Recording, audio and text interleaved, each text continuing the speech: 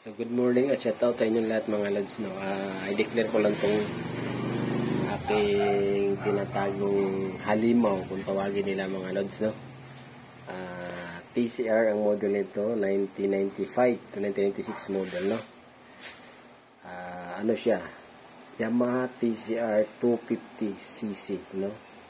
2-stroke engine mga lods. So ayan, ikutin natin. Unahin natin yung ulo. Yan. Tapos ito yung urig.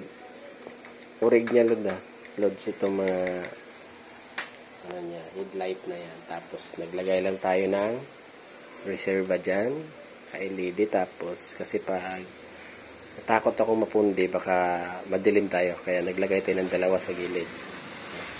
Tapos stock. Yan, stock yan. Tapos nagpalit lang tayo ng mga ano yan, brake caliper, ano natin,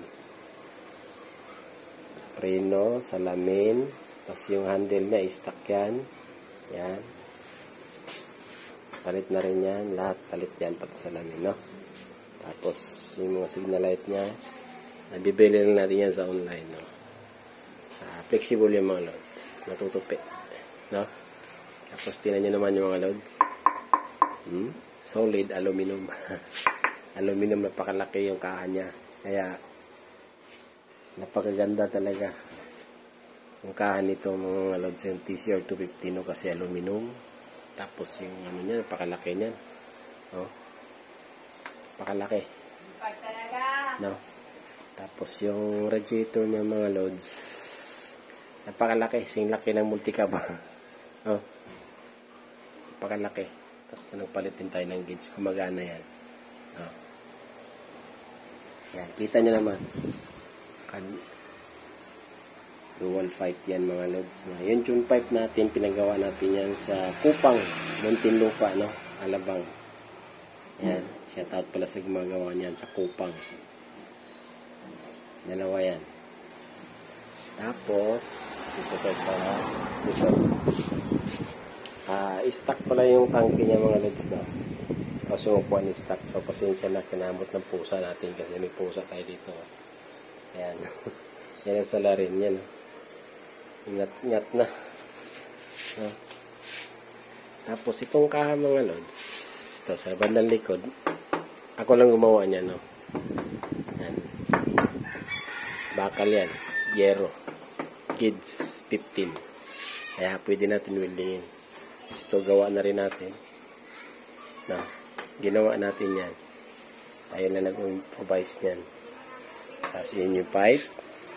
Yun yung swing arm sa likod. Alam nyo lang din yan mga loads, no? Alam nyo naman, no? Tapos itong brake caliper natin, di na stock to. Kasi pinalitan natin ng pang raider lang yan mga loads. Eksakto lang dyan. Pang raider 150. Yan. Yung mags, stock. Brake caliper, stock. Tapos, may nakalimutan pala ako mga loads, no? So, itong ano pala, carburetor natin mga loads, pinalitan natin yan ng dalawa. Ng dalawang 28mm mga loads. Kaya grabe man nakabuto, grabe din sa gas. Alam nyo na, pag 2-stroke, grabe yung power niyan. Kaya nilagay natin ng 28mm ang carburetor natin mga loads. Sapat siya, kahit bakbakan, ano. So lang, butas ang bulsa mo dyan. Grabe. Ikot tayo. So, yan mga loads. Ito yung ano niya. Yan. Tapaludo nyo sa likod. Shout out pala sa nagbigay nito. Sa kumpare nating mekaniko. Sa Jackie Tandog. Yan. Paring Totoy. Iki Totoy. So, shout out sa kumpare natin. Binigay niya yan mga loads.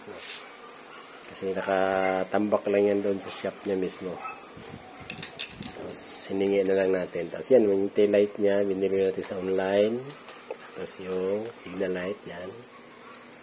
Yan, stock siya. So, shout out na sa nagbigay. Yan. Yung ano, stock din yung ano niya, sprocket, kadena, stock nito. Parang palit nito mga loads. Nakuha ko itong mga loads sa 2017 yata. 2017 nakuha ko to. Hanggang ngayon, hindi pa nagpalit niyan. Stock pa yan. Yan. Yung shifter niya mga lods. Yan. Palit na rin yan. Nakuha ko ganyan na siya. Pati yan.